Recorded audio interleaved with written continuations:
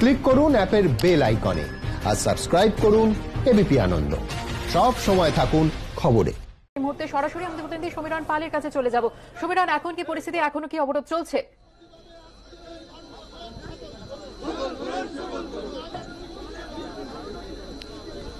প্রায় 1 ঘন্টা হয়ে গেল অবরোধ চলছে মধ্যমগ্রাম স্টেশনে। তারপরে শিয়ালদা বনগাঁ এবং শিয়ালদা হাসনাবাদ শাখায় ট্রেন চলাচল সম্পূর্ণ বিপদ। তুমি জানো যে প্রতিদিন লক্ষ লক্ষ নিত্যযাত্রী শহরতলির বিভিন্ন স্টেশন থেকে কলকাতা বা অন্যান্য জায়গায় যান কাজের জন্য।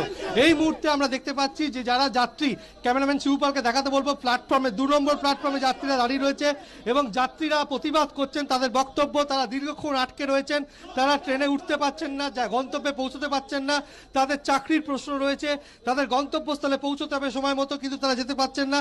এই মুহূর্তে তারা বিক্ষোভ দেখানোর পর যারা অবরোধকারী তারা এখন পিকেটিং করছেন। কথা বলে নেবো অবরোধকারীদের সঙ্গে। আপনারা তো অবরোধ করে রেখেছেন 1 ঘন্টা এবং নিত্যযাত্রীদের বক্তব্য হচ্ছে যে তারা গন্তব্যে পৌঁছতে পারছেন, এটা কি বলবেন?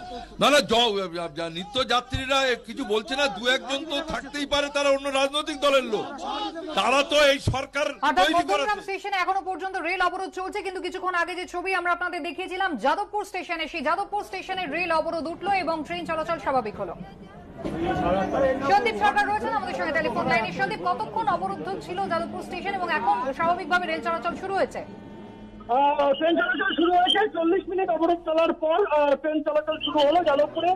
তুমি দেখতে পাবে যে আপ এবং ডাউন লাইন দুটি ট্র্যাক থেকেই যারা অবরোধকারী তারা উঠে গিয়েছেন এবং এই মুহূর্তে একের পর এক লোকাল ট্রেন যেগুলি দাঁড়িয়ে রয়েছে বিভিন্ন স্টেশনে, সেই লোকাল ট্রেনগুলি ছাড়তে শুরু করে দিয়েছে এবং লোকাল ট্রেন চলাচল শুরু হয়েছে। আমরা দেখতে পাচ্ছি, তুমি দেখতে পাচ্ছি সোনারপুর লোকাল এই মুহূর্তে সোনারপুর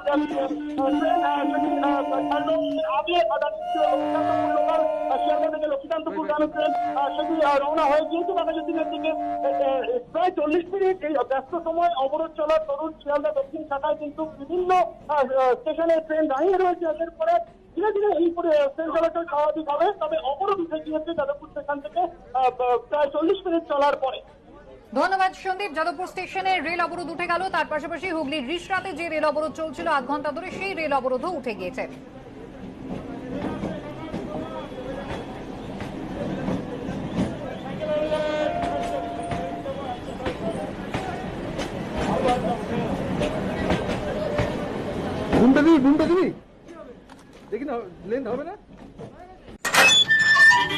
মিস্টার সৌরভ দে, হাই ফ্লাইং এক্সিকিউটিভ।